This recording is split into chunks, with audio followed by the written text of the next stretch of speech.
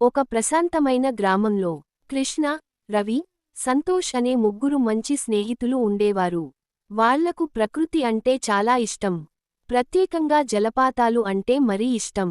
ఒక అందమైన ఉదయం కృష్ణ ఒక మంచి ఆలోచన చెప్పాడు. మనందరం కలిసి జలపాతం దగ్గరికి వెళ్దాం అన్నాడు. రవి ఆ మాట విని ఆనందంతో కేరింతలు కొట్టాడు.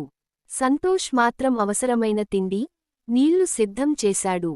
వాళ్ల చిన్న గోధుమ రంగు కుక్క కూడా ఆనందంగా తోక ఊపింది. అందరూ కలిసి అడవిలోకి నడక మొదలుపెట్టారు.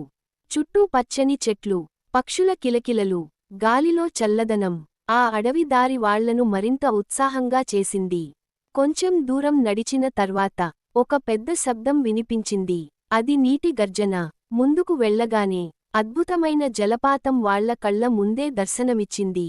ఎత్తు నుండి దూకుతూ పడుతున్న నీరు, గాలిలో ఎగిరే చల్లని చినుకులు, చుట్టూ ఏర్పడిన మబ్బు, అది నిజంగా స్వర్గంలా అనిపించింది. రవి ఆనందంతో నీటిని చిమ్మాడు. కృష్ణ నవ్వుతూ కాళ్లు నీటిలో ముంచాడు.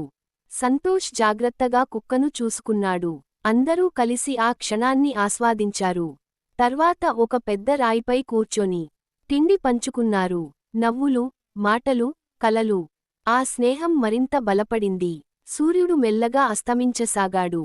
ఆకాశం నారింజ రంగులో మెరిసింది. ముగ్గురు స్నేహితులు మళ్లీ ఇంటివైపు ప్రయాణం మొదలుపెట్టారు. ఆ రోజు జలపాతానికి వెళ్లిన ప్రయాణం